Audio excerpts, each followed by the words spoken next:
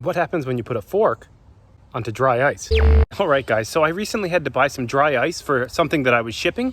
And the guy at the store, when I was buying it, told me that if I put a fork on top of a pile of dry ice, the fork will start screaming because the molecules that make up the fork will be changing so rapidly that it'll just start screaming and vibrating. So that's exactly what we're gonna do. Let's see what happens. All right, I got my fork here. We've got our pile of dry ice. Let's see what happens.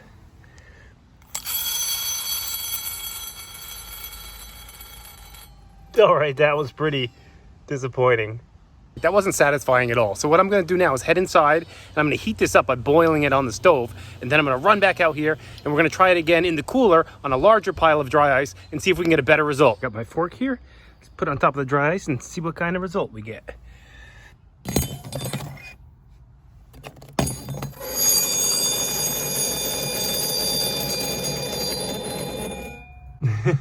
Well, what the fork?